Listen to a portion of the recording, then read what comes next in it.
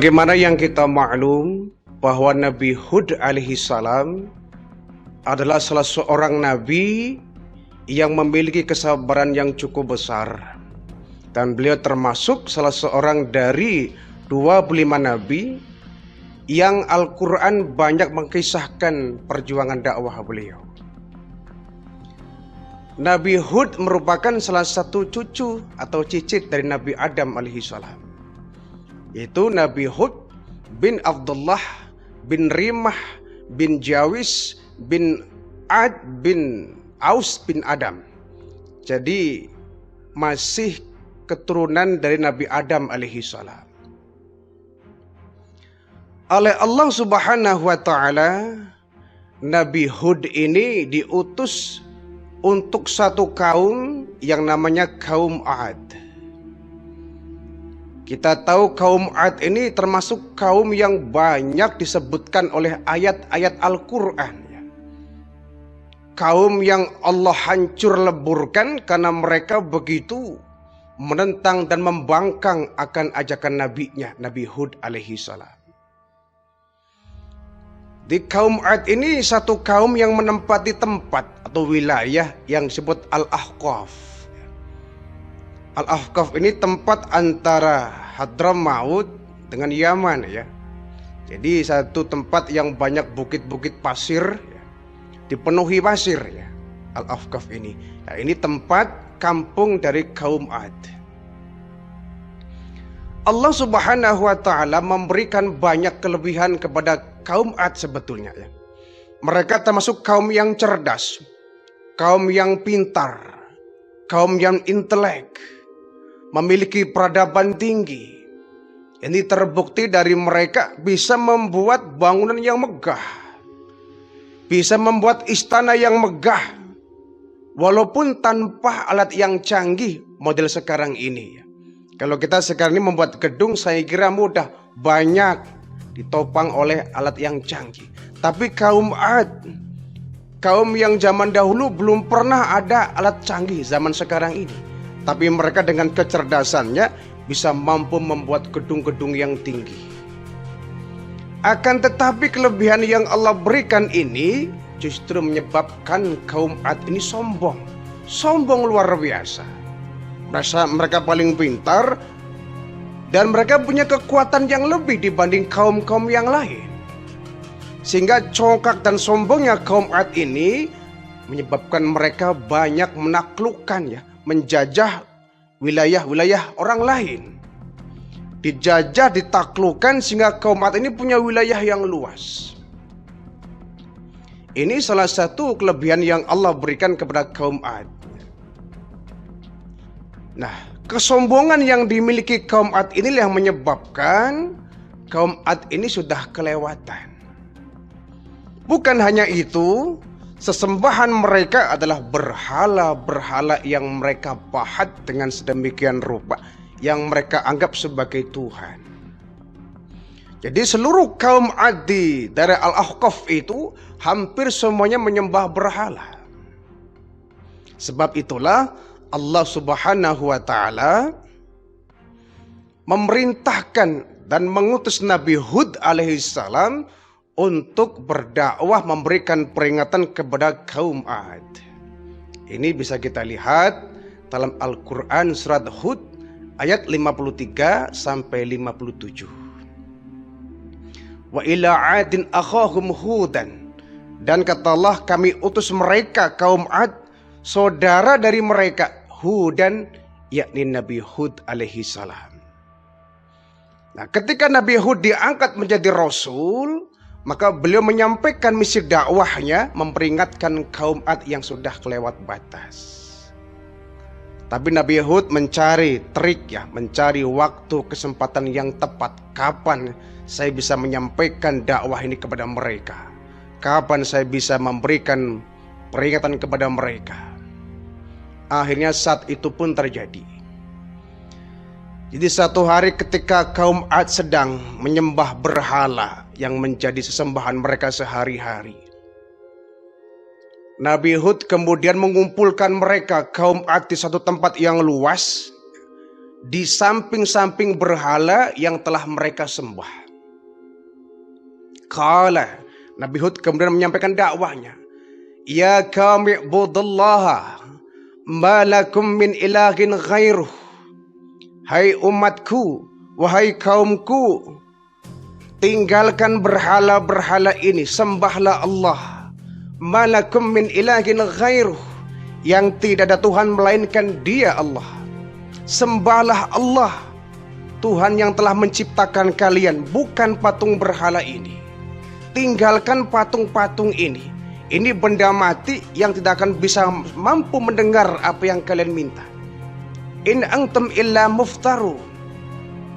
Kalian semua itu ngada-ngada. Kalian membuat satu benda patung yang kalian sembah, padahal itu buatan kalian sendiri. Itu kan in antum illa muftarun. Ngada-ngada kalian itu. Menyembah Tuhan yang telah kalian ciptakan. Ini maksudnya apa? Berpikirkah kalian ini kalian yang bikin, yang merancang, yang mendesain, dan kalian juga yang menyembahnya? In antum illa muftarun. Ngada-ngada kalian tuh. Ayo sembahlah Allah. Tinggalkan benda-benda laknat ini. Ini benda mati yang gak akan pernah bisa mendengar suara kalian. Sembahlah Allah. Malakum min ilahin ghairuh, yang tidak ada Tuhan melainkan Dia. Ada orang yang kemudian ramai itu ya membincangkan dakwah dan pesan Nabi Hud alaihi salam. Ada orang yang kemudian berbisik-bisik, ini sih Hud dakwah begini supaya kita jadi pengikut dia, nanti kita dimintain bayaran itu. Kita akan dimintain uang oleh Hud. Jangan mau. Ini sih akal-akalan Hud supaya kita jadi pengikut dia.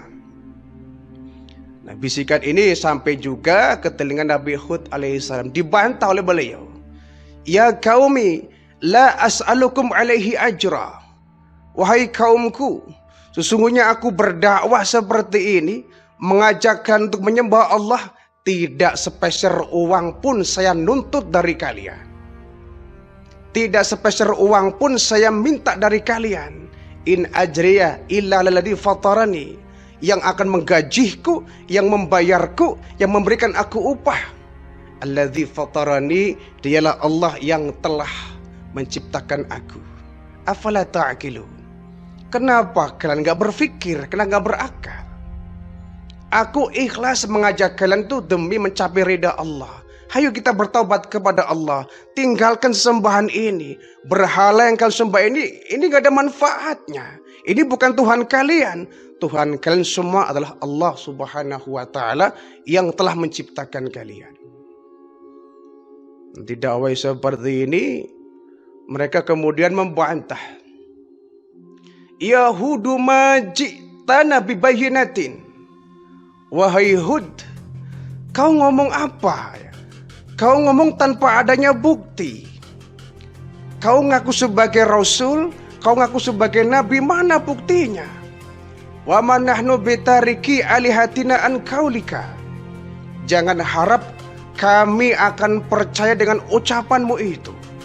Jangan harap dengan ucapanmu itu, dengan ajakanmu kami akan percaya. Wa man nahnu laka bimu'minin. Dan sekali-kali kami gak akan pernah percaya dengan ucapanmu wahai Hud. Kami gak percaya dengan ucapan dan ajakanmu. Kata Nabi Hud, hai kaumku, kenapa kalian berkeras hati? Bukalah pikiran kalian, bukalah hati kalian, sembahlah Allah, terimalah dakwahku. Sesungguhnya aku gak ingin kalian dimurkai oleh Allah. Kalau kalian membangkang seperti ini akan turun azab. Dan semua kalian akan binasa, tidak akan mampu menghadapi azab Allah. Kata mereka, ya sudah Hud, coba buktikan azab Tuhanmu. Coba buktikan, bisa nggak Tuhanmu mengazab kami, menghukum kami? Ini salah satu dari sifat keras hatinya kaum Ad. Mereka sama sekali tidak percaya dengan ajakan Nabi Hud alaihi salam. Akhirnya betul ya, atas sikap mereka yang membangkang itu Allah menghukum mereka. Mula-mula Allah menimpakan kepada mereka kaum Ad kemarau yang begitu panjang, 7 tahun lamanya. 7 tahun lamanya kemarau yang begitu panjang itu. Panas luar biasa. Walhasil 7 tahun kemarau, semua mata air mengering, sumur mengering, sungai mengering, semua sumber mata air mengering, tumbuh-tumbuhan mati mengering, rumput pun yang menjadi makanan ternak mereka mengering. Bahkan semua ternak mereka mati bergelimpangan karena kekeringan, gak bisa makan, gak bisa minum. Tapi dasarnya kaum Ad ya, diberikan hukuman berupa kemarau panjang ini bukan mereka sadar, mereka semakin gila. Mereka semakin semangat untuk datang menyembah kepada berhala. Ayo teman-teman, kata mereka ya, Tuhan-Tuhan kita marah ini, kita diberikan kemarau panjang. Ayo kita semakin rajin datang ke berhala kita sembah sesering mungkin, siang, pagi, sore, malam. Nah itu ya, kemarau panjang bukannya mereka sadar dan insaf, malah mereka semakin rajin datang ke berhala-berhala, menghibah, minta hujan.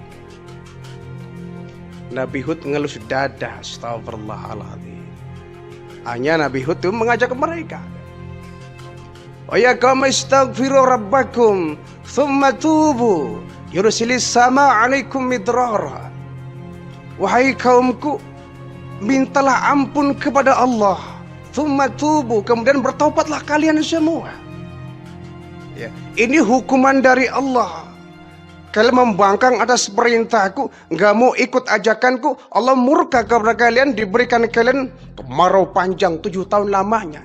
Istaghfiru rabbakum, kalian minta ampunlah kepada Allah, tsumma tubu, dan bertobatlah kalian.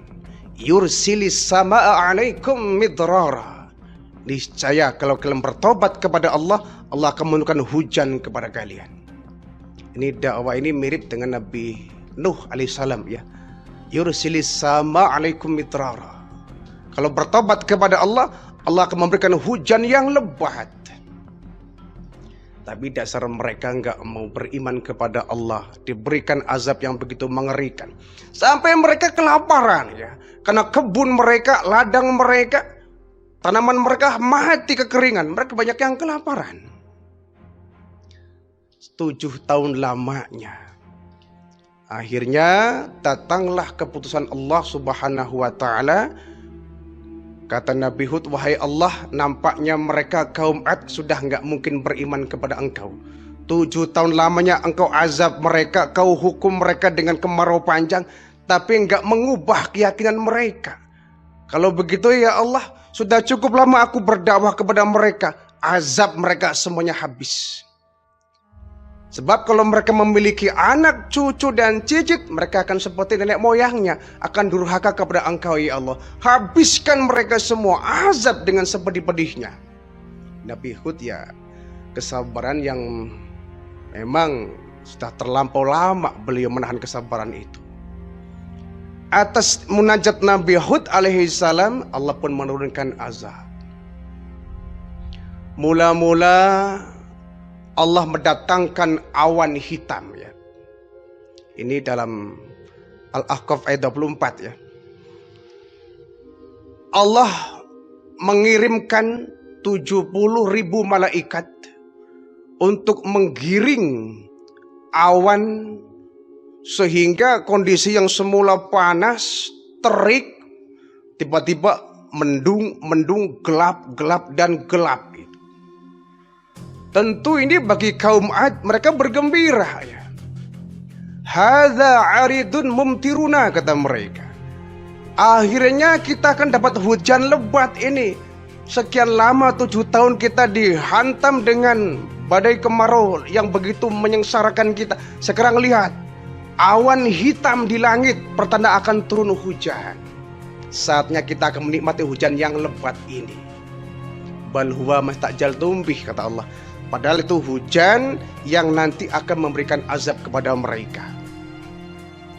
Nah, menurut satu riwayat bahwa yang pertama kali ya, ada seorang wanita di kalangan kaum Ad namanya Muhdi ya.